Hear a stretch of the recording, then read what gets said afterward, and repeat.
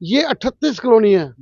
लाजपत नगर, तिलक नगर, अशोक नगर, जितने भी नगर हैं, इन सब की लिखतें बंद की हुई हैं। उस समय हरदीप पुरी जी से भी लोग जाके मिल के आए तो वो भी नहीं माने, और खट्टर साहब तो हमारे इस चौक पे बोल के गए हैं कि हाँ जी हम इसके निजात पाएंगे। अमित शाह जी ने अपनी स्टेटमेंट दी है।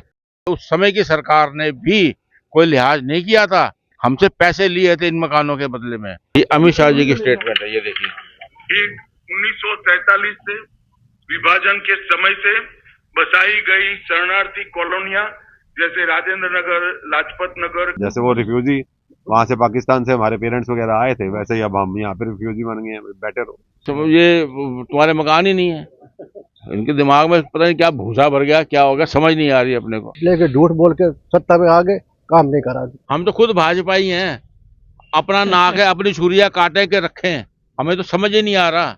हम कट्टर भाजपाई हैं। जब केंद्र सरकार ये कार्य कर सकती है तो वो कार्य क्यों नहीं कर रही? 40 लाख लोगों को इन्होंने परेशान करके रखा हुआ है।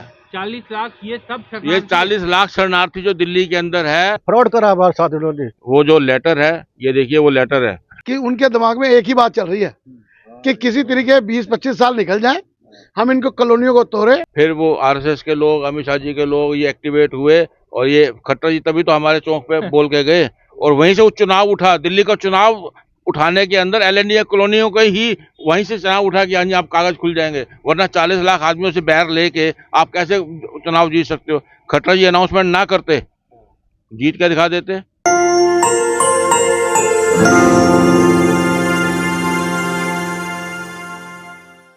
इस समय हम खड़े हैं दिल्ली के मोती नगर इलाके में। इस इलाके की एक ऐसी दिक्कत है जिसे आप सुनेंगे तो सुनकर दंग रह जाएंगे। ज़्यादातर लोग यहाँ पर इन मकानों में जो आप देख रहे हैं ये पाकिस्तानी शरणार्थी हैं, यानी जब देश का विभाजन हुआ तो ये लोग यहाँ पर आकर बसे, इनको यहाँ पर घर दिए गए, और घर इन्हें सरकार ने मुफ्त में नहीं दिए थे बल्कि इन लोगों ने घर खरीदे थे, इसके लिए बाकायदा पैसा दिया था। उसके बाद यहाँ पर ये आज़ादी के बाद से लगातार रह रहे हैं, लेकिन अब एक ऐसी दिक्कत आ गई है कि इन मकानों में रहने वाले तमाम लोग भारी दिक्कतों में फंस गए। ये लोग ना तो अपना मकान बेच सकते हैं, ना अपना किसी को मकान यहाँ पर खरीद सकता है, यानी कि एक बार फिर ये अपने देश में शरणार्थी बन गए हैं। कुछ लोग यहाँ पर खड़े हैं। आप लोग भाई साहब यहीं पर रहते हैं? हाँ जी बिल्कुल जी, परिचय बता दीजिए। मेरा नाम सुनील चोपड़ा है सर। सुनील चोपड़ा। हाँ जी। सुनील जी, क्या दिक्कत है यहाँ पर? सुना है कि आजकल जो जितने भी शरणार्थी हैं वो लोग ना अपना मकान बेच सकते, ना खरीद सकते। ये समस्या सिर्फ मोती नगर की नहीं है जी। अच्छा, ये समस्या 40 लाख आदमियों की है दिल्ली में। 40 लाख कौन आदमी है वो? ये वो आदमी है जो पाकिस्तान में अपना सब कुछ छोड़ छाड़ के हिंदुस्तान को जिन्होंने चूज किया था, और जो हिंदुस्तान भारतवर्ष में रहने के लिए आए थे, अपना सब कुछ बेच सब कुछ भरा भराया घर छोड़ के जो आए थे। हमारे पिताजी, हमारी दादी जी, हमारे दादाजी जो पाकिस्तान से छोड़ के आए थे, वो उस समय 6 रुपए की नौकरी करते थे और 3400 रुपए का मकान लिया था। ग्राउंड फ्लोर वालों ने 3600 का, ऊपर वालों ने 3400 का ये मकान लिया था। और कैसे वो मकान के सेटलमेंट, एक सेटलमेंट फॉर्म होता था, वो सेटलमेंट जो है वो क्लेम सेटलमेंट पाकिस्तान से हिंदुस्तान में आने का, उस क्लेम के साथ में हमने 3400 और 3600 रुपया दिया, तब जाके हमको ये 99 साल की लीज के लिए ये मकान मिले। यानी आपके परिजन विभाजन की विभीषिका में यहाँ पर आए, यहाँ पर आने के बाद भी उन्होंने पैसे दिए और उन 3400-3600 के बदले में ये मकान मिले। बिल्कुल, अपने बहन बेटियों की इज्जत बचाने के लिए उनकी लाशें साथ लाए। कई तो हमारे 2 ताया जी का वहाँ कत्ल हुआ, समझे। और ऐसे ऐसे कत्ल, इतनी बड़ी विभीषिका के बाद भी जब हम यहाँ आए, उस समय की सरकार ने भी कोई लिहाज नहीं किया था, हमसे पैसे लिए थे इन मकानों के बदले में। और आज हम इस स्थिति में हैं कि जब फैमिलियां बड़ी हो गई हैं ना, हम जब जिन्होंने, अब जिसके 4 बेटे हैं वो इस 32 गज के मकान में तो नहीं रह सकता ना, वो आगे खरीदेगा। समस्या ये आई है कि ना हम खरीद सकते, ना हम बेच सकते। और एक डॉक्टोरियन इन्होंने लेटर जारी किया है जुलाई 2022 में, जिसमें इसकी खरीद फरोख्त को बंद कर दिया है। ना ये फ्री होल्ड कर रहे, ना ये हम खरीद सकते हैं, ना बेच सकते हैं। और सिकंदर बख्त ने 1966 में आगे की 10 फुट की जगह और पीछे की 17.5 फुट की जगह हम लोगों को अलॉट करी थी। उसके बाद यहाँ पर ये जो सीवर देख रहे हैं आप, ये सीवर 1966-67 के डले हुए हैं। और उसके बाद पूरा टाउन प्लान हुआ। उसके बाद आगे की 10 फुट की जगह, ये जो आप खंबे देख रहे हैं, बिजली के खंबे देख रहे हैं, उसके बाद डले। आज तक उस चीज का 10 फुट का और 17.5 फुट का इन्होंने नोटिफिकेशन नहीं जारी किया। और आज उस समय हरदीप पुरी जी से भी लोग जाके मिल के आए तो वो भी नहीं माने। और खट्टर साहब तो हमारे इस चौक पे बोल के गए हैं कि हाँ जी हम इसके निजात पाएंगे। अमित शाह जी ने अपनी स्टेटमेंट दी है कि यहाँ हम, पर खट्टर साहब खुद बोल के गए कि हम करेंगे। खट्टर साहब ने मेरे ये इस चौक के ऊपर, अगले चौक के ऊपर यही पब्लिक मीटिंग करी थी जिसमें हमने उनको होस्ट किया था, हमारी RW ने उनको होस्ट किया था कि आप आइए। उन्होंने जो है यहाँ पर अनाउंसमेंट करी कि हम ये इसको सबको फ्री होल्ड करेंगे और इसको हम इस समस्या से निजात दिलाएंगे। पूरी दिल्ली इतनी परेशान है इस समय, कहने की बात नहीं। 40 लाख लोग परेशान हैं। और ये हमारी RW की आज मीटिंग भी है बाई चांस। ये सभी लोग RW से, तो आप देखिए कि हम लोग सही टाइम पे आए। ये सब RW के लोग। आप पार्क में आइए, आइए पार्क में आइए। पार्क में बैठो, आओ। ये पार्क क्या सरकारी पार्क है? जी नहीं, ये पार्क RW ने बनाया है। अच्छा। हमने मोदी जी से प्रेरित हो गए। ये इतना गार्बेज था यहाँ पर।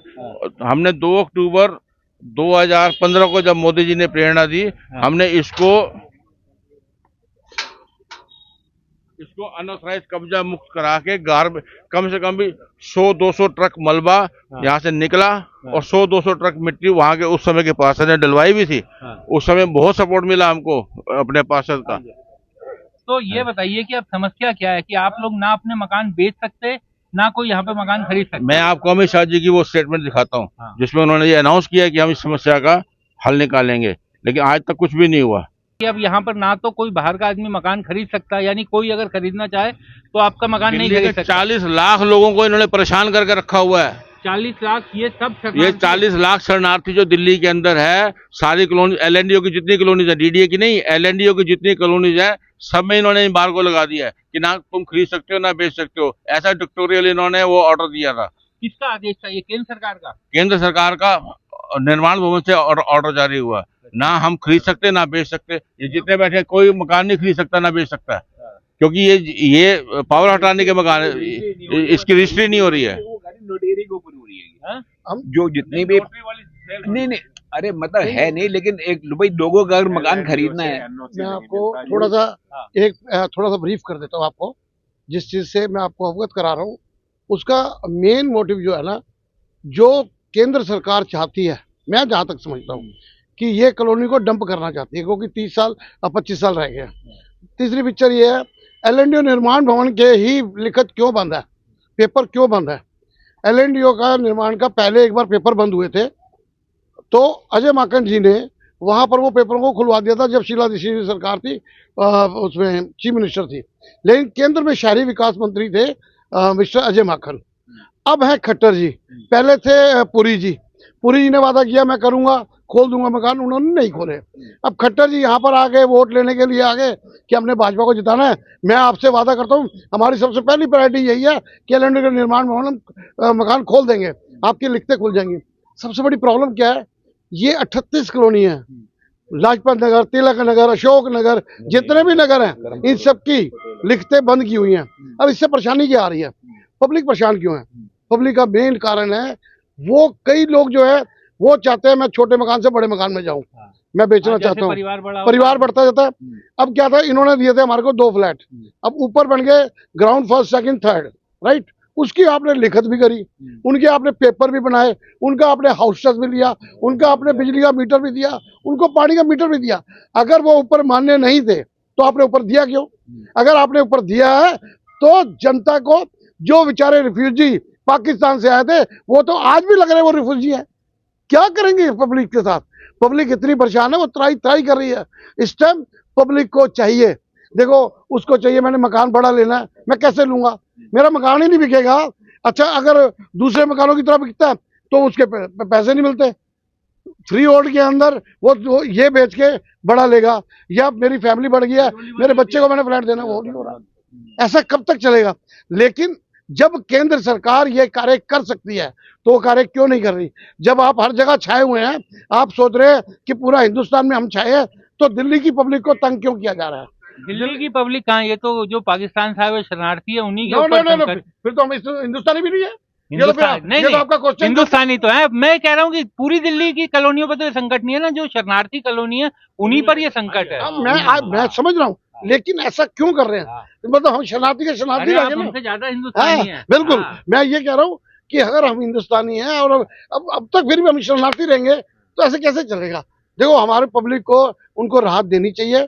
मेरा नम्र निवेदन है केंद्र सरकार से भी, कृपया हमारी तरफ देखा जाए, हम लोगों को राहत दी जाए और किसी प्रकार इन मकानों की लिखत को खोला जाए जो इन्होंने बैन कर रखी है। मेरा हाथ जोड़ के विनती है खट्टर जी से, जो कि हरियाणा में जाके बैठे हैं, उन्हें दिल्ली की समस्या नहीं पता, लेकिन दिल्ली के लोग यहाँ पर ये 24 ब्लॉक के अंदर यहाँ पर मंच के ऊपर बोल के गए थे। खट्टर जी का सबसे पहला हमारे चोपड़ा जी ने यहाँ पर मीटिंग कराई थी, तो उन्होंने क्लियर कहा था कि अमित शाह जी ने बकायदा लाइव इंटरव्यू डाला कि मेरी प्रायोरिटी रहेगी, मैं एलएनडी के निर्माण में सारे मकान खोलूंगा, और अभी तक कोई कार्रवाई नहीं हो रही, पब्लिक परेशान है। ये देखिए, ये अमित शाह का वीडियो है जी। जिस दिन संकल्प पत्र जारी किया था, ये अमित शाह जी की स्टेटमेंट है, ये देखिए। 1947 से विभाजन के समय से बसाई गई शरणार्थी कॉलोनियां जैसे राजेंद्र नगर, लाजपत नगर, किंग्सवे कैंप आदि में उनकी लीज बढ़ाई जाती है। लीज बढ़ाने के कारण ना वो बेटे को दे सकते हैं, ना बेटी को दे सकते हैं, ना उसको बेच सकते हैं, ना नया कंस्ट्रक्शन कर सकते। जर्जरित हालत में वो लोग जीव। हमें सभी को, शरणार्थी जो आए हैं पाकिस्तान से, वो सभी को ये जो कॉलोनियों में जो जगह उनको दी गई है लीज पर, उसका मालिक बनाने का काम पहले ही कैबिनेट में हम करते हैं।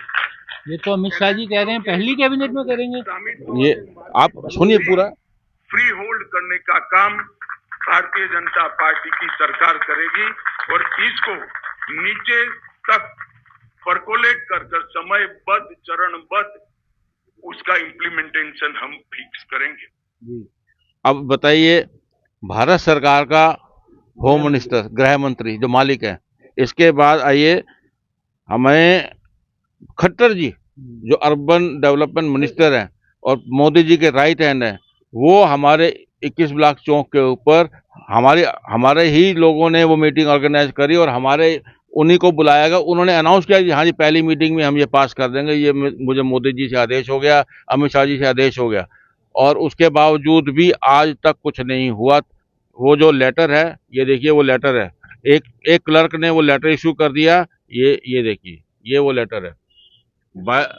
7 जुलाई 2022 से ये बंद है। 7 जुलाई 2022 से 7 जुलाई 2022 से रजिस्ट्रियां बंद है पूरी। तो एक बात बताइए, रजिस्ट्री बंद भी की भाजपा की सरकार के द्वारा, हाँ जी। और उन्होंने वायदा भी किया कि हम इसे खोलेंगे, हाँ जी, हाँ जी। और उसके बावजूद सरकार भी बन गई और उसके बाद भी नहीं खुला। हाँ जी, बिल्कुल नहीं खुला जी। हम परेशान हैं, हमारी हाथ जोड़ के बेनती है, हम तो खुद भाजपा ही हैं, अपना नाक है अपनी छुरिया काटे के रखें, हमें तो समझ ही नहीं आ रहा। हम कट्टर भाजपा ही हैं। खट्टर जी ने मेरे घर पे मीटिंग करी। अब खट्टर से बड़ा तो कोई नहीं है ना, प्रधानमंत्री हो या खट्टर जी हो, हमने ऑर्गेनाइज करी, मेरे घर पे आए, हमारे चौक के ऊपर खड़े होकर अनाउंस किया जी हाँ जी, समस्या का हल निकालेंगे हम, क्योंकि हम रिफ्यूजी। अमित शाह जी की स्टेटमेंट है, इससे अब भारत सरकार से ऊपर क्या? आपने कहा कि आप कट्टर भाजपा ही हैं, तो ज्यादातर लोग तो इस इलाके में भाजपा के ही वोटर होंगे। मोती नगर भारतीय जनता पार्टी के नाम से ही मशहूर है जी। ये खुराना जी का इलाका था, समझे। अब उनका बेटा नहीं सुनता हमारी, हरीश खुराना नहीं सुनता, मैं ऑन रिकॉर्ड कह रहा हूँ। उसके 36 बहाने हैं उसके पास मुकरने के, और वो हमें देखते पता नहीं भड़क जाता एकदम से। हमने कोई उसकी बहस खोल ली है, वो पब्लिक ओपिनियन है। गैदरिंग में कभी प्लानिंग नहीं चलेगी भाई, से वो आके राजी नहीं होता बिल्कुल। आप बताइए ना, हम कहाँ जाएं? हमने अपना पाकिस्तान में परिवार पाकिस्तान छोड़ के यहाँ, जो मैं अकेले, मैं 67 ईयर्स का तो मैं ही हो गया। मेरा जन्म मोती नगर का है। मेरा यहाँ पर कितने मकान होंगे आपके इस कॉलोनी में? जो यहाँ पर, एक मिनट खंडूजा जी, क्या कर रहे हो आप? यहाँ पर मकान है जी, कम से कम 1300 मकान है जी। 1300 मकान, 1300 डबल स्टोरी के मकान है। और 1300 मकान तो यानी उस समय जो 1300 मिले थे, और अब तो परिवार बड़े बड़े हो गए होंगे सब। 13 चौक 5200 फ्लैट है यहाँ। 52 सब 3-4 मंजिल बन गए हैं सबके, मतलब ग्राउंड फर्स्ट सेकंड थर्ड सबका बना हुआ है ऑलमोस्ट। और ये जो दिक्कत बिजली है, पानी है, रजिस्ट्रियां हो रही थी, इससे पहले तक रजिस्ट्री हो रही थी उसकी। ये जुलाई 2022 से पहले सेकंड फ्लोर की भी रजिस्ट्री हो रही थी, थर्ड की भी हो रही थी, फर्स्ट की भी हो रही थी, ग्राउंड की भी। ग्राउंड फर्स्ट तो अलॉटमेंट के हैं, वो उनको क्या मरना पड़ गया इनको। ग्राउंड फर्स्ट तो अलॉटमेंट के हैं जो हमें अलॉटमेंट मिली है। आपने फ्री होल्ड की प्रक्रिया ही बंद कर दी। और जगदीप वो पुरी साहब कहते हैं कि है ही नहीं, ये तुम्हारे मकान ही नहीं है। इनके दिमाग में पता नहीं क्या भूसा भर गया, क्या हो गया, समझ नहीं आ रही अपने को। हमारी हाथ जोड़ के बेनती है, मोदी जी इसके ऊपर कुछ सोचो, हमारे ऊपर रहम करो। हम पाकिस्तान में सब कुछ छोड़ छाड़ के आए, हमारे पूर्वजों ने जो जितना कष्ट सहा है इसके ऊपर, यकीन मानना आप। ये तो विभाजन विभीषिका, मैंने तो 67 ईयर्स को, जो पुराने लोग हैं उन्होंने तो अपने भुगता है इस चीज को, और आज उनको आप बेघर करने पे तुले हुए। बिल्कुल पानी सर से ऊपर चला गया है, पानी हमारे नाक से ऊपर चला गया है। ना हम बेचेंगे, ना 3.5 साल से हम ऐसे बैठे हुए हैं, ना आगे के हैं ना पीछे के हैं। हम रिटायरमेंट के बाद बच्चों को कहाँ सेटल करें। तो समझिए कि छोटे लोगों से भी बात करने की कोशिश करते हैं। जी आप, क्या नाम है आपका? अशोक खन्ना। खन्ना जी, कितने सालों से आप यहाँ पे रह रहे हैं? ज़्यादा 50-60 साल से 50-60 साल से रह रहे हैं। इस तरह की दिक्कत ये पहले भी कभी हुई? नहीं, हमारी नॉलेज में कभी बनी हुई है, कभी नहीं। हाँ। तो ये तमाम लोग इसी, समझिए कि ये जो पूरा मोती नगर का इलाका है जो हमने आपको दिखाया, इन फ्लैटों में इन्हीं में ये लोग रहते थे, और उसके बाद अब इनके साथ ये दिक्कत शुरू हुई है। कभी पहले किसी सरकार के दौरान इस तरह की दिक्कत आई थी? 2.5 साल पहले तक तो कुछ भी नहीं थी, कोई खरीदो फरोख्त भी होती थी, सब कुछ होता था, बड़ी आसानी से मकान बेचते थे, खरीदते थे, सब कुछ था। 2.5 साल पहले इनका स्टेट गवर्नमेंट के साथ क्या राब्ता हुआ है, क्या कायम हुआ है, आपस में क्या इनकी लड़ाई हुई है, आपसी लड़ाई की आपसी रंजिश में पिस रही है हम ये 40 लाख जनता।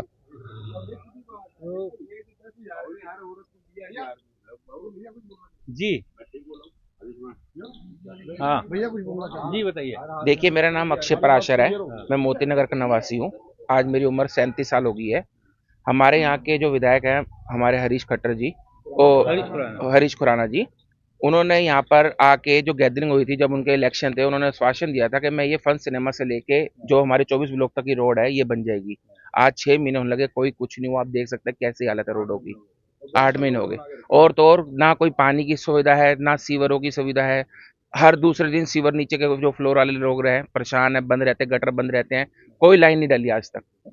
हम लोग तो इतने परेशान है कि आप पूछिए मत। हम कंप्लेंट करते हैं, वो भी कुछ नहीं सुनते हैं, वो लिख लेते हैं, रजिस्टर में एंट्री कर लेते हैं, 4 दिन बाद दोबारा जाएंगे वहां पर, कोई सुनवाई नहीं है हमारी। और अगर ज्यादा प्रेशर करेंगे उनको तो वो पैसे मांगते हैं कि पैसे दीजिए, हम आपका काम कर देंगे। पैसे देंगे तो काम हो जाता है, नहीं तो कोई काम नहीं होता है। तो आप समझिए कि किस तरह की दिक्कत है। जी बताइए, अपना नाम बताइए। मैं राकेश कुमार हूँ। हाँ। मैं यहीं पे पैदा हुआ हूँ, मोती नगर में ही। और मैं पिछले 20 साल से 22 साल से जो इस इलाके के हालात हैं उनके बारे में ज़्यादा बात करना चाहता हूँ। इस इलाके के तौर पे इस इलाके को निगलेक्ट किया जा रहा है। नहीं, इलाके की समस्या तो हर जगह की। आज मैं जिस खास इसके लिए आया हूँ कि यहाँ के लोग खरीद फरोख्त नहीं कर पा रहे। देखिए, जो सुविधाएं हैं, गंदगी है, वो सब चीजें भाई साहब हर जगह की दिक्कत है। नहीं, उस पर मैं अलग से बात कर लूंगा, क्योंकि आज खरीद फरोख्त की बात, मैं आपको खरीद फरोख्त की बात बताता हूँ जी। कस्टमर वहीं पे आता है जहाँ पे कोई अच्छी चीज होती है। अगर गंदी चीज है तो खरीद फरोख्त कोई आप कोई गंदी चीज खरीदोगे? गंदी चीज के लिए कोई नहीं आता। यहाँ पे गंदी चीजें, क्योंकि ये भी गंदा पानी है कि इस इलाके के कागज नहीं हो रहे। लीज होल्ड को फ्री होल्ड में नहीं कन्वर्ट किया जा रहा, लोगों को सुविधाएं नहीं दी जा रही, चाहे सड़क की कह लो, चाहे पानी की। वही समझना चाह रहा हूँ ना, क्योंकि आप लोग तो मूल रूप से कहा जाता है कि पूरा भाजपा का गढ़ है ये इलाका, तो अपने ही वोटर को क्यों परेशान किया जा रहा है? भाई साहब, भाजपा के गढ़ वाली बात तो बाद में ये राजनीतिक तौर पे होगा। मैं आज से पहले 10 साल 11 साल 12 साल पहले 10-11 साल तक रहा आपका शासन। एमसीडी में आप रही, उससे पहले कांग्रेस रही। पिछले 20 साल से 25 साल से जिस इलाके की सड़कें ना बनी हो, जिस इलाके में पॉयथोल्स हो, जिस इलाके में सीवर ना खुलते हो, जिस इलाके में पानी की सुविधा ना हो, जिस इलाके में कागज जो कन्वर्ट लीज होल्ड को फ्री होल्ड कन्वर्ट करने का वायदा कर करके बार करके, चाहे हरदीप पुरी जी हों, अभी के तौर पे रिसेंट में जो मेरे को याद के तौर पे तो मैं आपको बता सकता हूँ, पिछले 20-25 साल से कोई भी विधायक आया यहाँ पे, कोई भी एमपी के लिए कंटेस्टेंट आया, कोई भी कॉर्पोरेटर आया यहाँ पे, कोई भी चाहे किसी भी पार्टी का था, सब ने ये वायदा किया कि मोती नगर की एंट्रेंस वगैरह हम सुधार देंगे जी, मोती नगर की ये कायाकल्प कर देंगे, मोती नगर का वो कायाकल्प कर देंगे। जहां तक मेरे को पता है, मोती नगर के साथ साथ ऐसा ही कुछ जो दूसरे रिफ्यूजी कॉलोनी वाले इलाके हैं उनमें भी है। शायद इसमें ये नहीं पता सरकारों की क्या मंशा होती है या कहाँ से ये पॉलिसीज बनाई जाती है। LNDO के तौर पे अब पिछले 3 सालों से ये वायदा करने के बाद कि भाई आपको NOC लेकर तब पेपर करवाने हैं, अब उन्होंने NOC भी देनी बंद कर दी, जिसकी वजह से कोई भी ना, पहले तो एग्रीमेंट टू सेल और उससे सेल उसमें शायद पेपर हो जाते थे, दूसरे एग्रीमेंट टू सेल और उसमें दूसरा कौन सा था पेपर, GPA एग्रीमेंट, अब वो भी बंद है। तो अब जब जहाँ पे इलाके में ऐसी समस्याएं हो तो आप सोचिए उस इलाके का कैसे उद्धार हो सकता है, कौन वहाँ खरीदेगा, कौन वहाँ बेचेगा, जब हम लोग खुद ही परेशान है। अच्छा, अब हम आगे फैमिली जैसे बढ़ गई हैं तो हम ये सोचते हैं यहाँ से किसी अच्छे इलाके में चले जाएं, तो पहले ये जगह कोई लेगा, बेचेंगे या बिकेगी तो तभी किसी आगे जगह पे जाने का करें। तो हम लोग तो फंसे हुए हैं, मतलब जैसे वो रिफ्यूजी वहां से पाकिस्तान से हमारे पेरेंट्स वगैरह आए थे, वैसे ही अब हम यहाँ पे रिफ्यूजी बन गए हैं, बेटर हो। ये जो सबका दर्द है कि अब भी हम फिर वैसे ही रिफ्यूजी बन गए। आप लोगों ने अब मिलने की कोशिश की, खट्टर साहब को उनके पुराने वायदे याद दिलाने की कोशिश की कि कब कैसे सुलझेगा ये मामला? अब ये देखिए सर, पराकाष्ठा है। ये तो पराकाष्ठा है ना।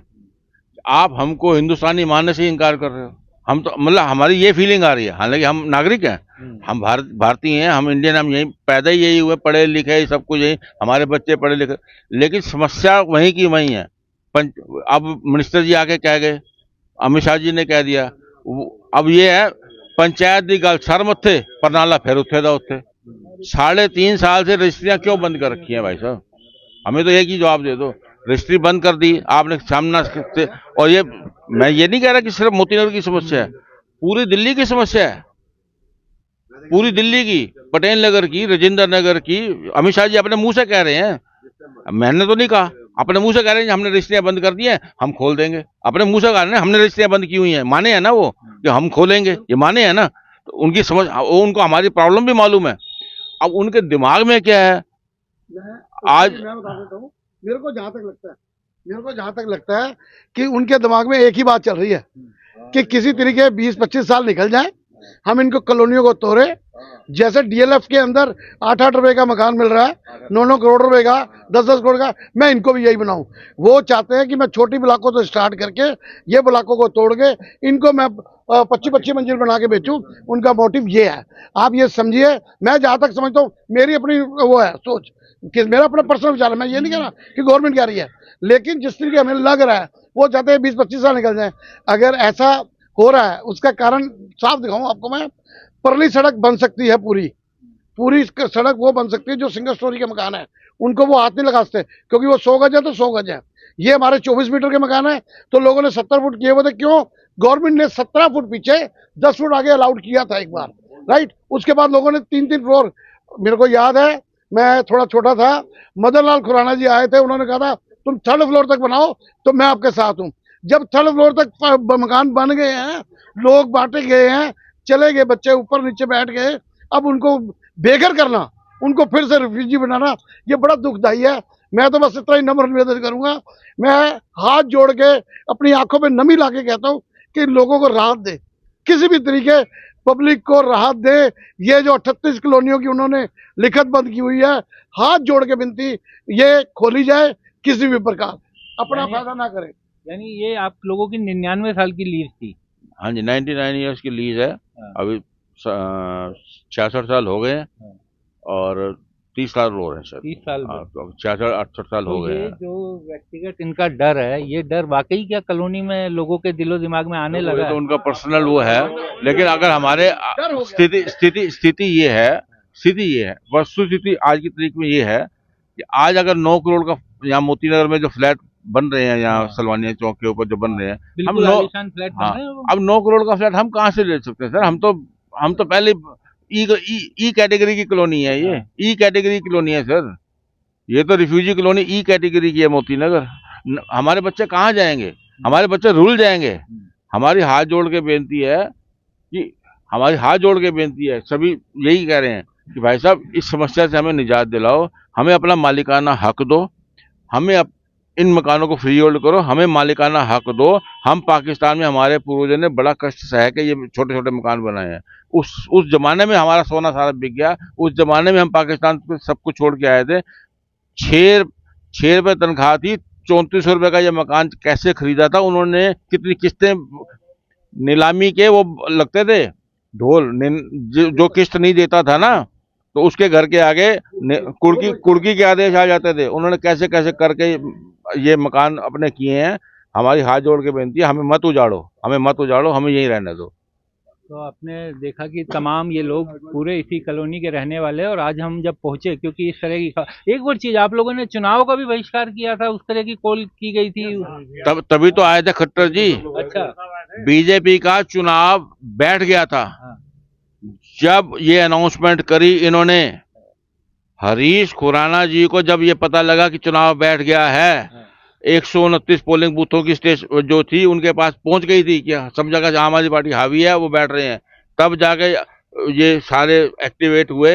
फिर वो आरएसएस के लोग, अमित शाह जी के लोग ये एक्टिवेट हुए, और ये खट्टर जी तभी तो हमारे चौक पे बोल के गए, और वहीं से वो चुनाव उठा। दिल्ली का चुनाव उठाने के अंदर एलएनडी कॉलोनियों का ही वहीं से चुनाव उठा कि हाँ जी आप कागज खुल जाएंगे, वरना 40 लाख आदमियों से बैर लेके आप कैसे चुनाव जीत सकते हो। खट्टर जी अनाउंसमेंट ना करते, जीत के दिखा देते। हमने अपनी पार्टी से ही विरोध किया ना, हम ही बीजेपी वाले थे, हम ही ने विरोध किया कि फ्री होल्ड नहीं तो वोट नहीं, हम ही ने विरोध किया था ना। फिर हम ही ने सबको मनाया, नहीं जी वो खट्टर जी बोल गए, पब्लिक अनाउंसमेंट करी है। ये आप देखिए, ये इन्होंने दिया था, ये पोस्टर निकाला था इन लोगों ने, जिस पर लिखा था केंद्र सरकार की जन विरोधी नीतियों के खिलाफ मोती नगर जनता की मांग, और फ्री होल्ड नहीं तो वोट नहीं, निवेदक RWA मोती नगर। तो आप नहीं, हमने RWA नहीं दी, हमने संघर्ष समिति बनाई थी। संघर्ष समिति, हाँ जी, संघर्ष समिति पढ़ाओ, ये जी, मोती नगर रिफ्यूजी कॉलोनी संघर्ष समिति। ये इन्होंने बकायदा ये इन्होंने किया था, तो उसके बाद ये कार्य हुआ था। और एक चीज आपको मैं और इन्होंने नहीं, हमने बिल्कुल 26 साल बाद ये आए, झूठ बोल कर आए। खट्टर जी इसी चुराहे पे बोल के गए कि मैं आते ही पहले मीटिंग में आपका काम कर दूंगा, उसके बाद वे नहीं करा दी।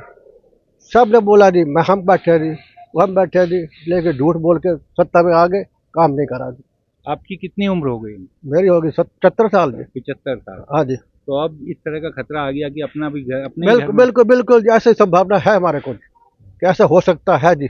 इनके मन में क्या खोट है, जो 3 साल से बंद कर रखी है इन्होंने, डिस्ट्रिक्ट पावर उठा दी, ट्रांसफर कागज नहीं कर रहे, तो क्या बात, ये बात है, समस्या तो है जी। लगता है इनको ही पता समस्या, जैन समस्या है जी, लेकिन नहीं करना चाहते हैं। तो आप कह रहे थे अभी कि आपको लगता है कि आपके साथ जानबूझ के धोखा किया गया? बिल्कुल है जी, फ्रॉड करा हमारे साथ इन्होंने। 26 साल से बाहर बैठे थे, 15 साल शीला दीक्षित की सरकार नहीं, 11 साल इनकी रही थी। अब आने के कारण भाई हम क्यों नहीं आए, झूठ बोल के इन्होंने वोट लिया हमारे से जी, और अपना सरकार बढ़ा गए और काम नहीं करा हमारा ये। समझिए, तो आप समझिए कि ये दिक्कत है, और ये तमाम एकदम जेन्युइन दिक्कत है। चुनाव के दौरान, दिल्ली विधानसभा चुनाव के दौरान देश के गृह मंत्री खुद ये वायदा कर रहे थे कि पहली कैबिनेट में ये फैसला किया जाएगा, और इन पाकिस्तान से आए हुए रिफ्यूजी लोगों को, जो अब पूरी तरह से हिंदुस्तानी है, बताइए उस समय जमाने में कितने कष्ट झेलकर यहाँ पर आए, और आज इतने सालों बाद फिर से अपने ही घरों में शरणार्थी बनकर रह गए। तो उम्मीद की जानी चाहिए कि सरकार इनकी कुछ बात सुनेगी और इस मामले में कोई कार्रवाई होगी। मोती नगर से विक्रांत यादव, इस खबर में फिलहाल इतना ही।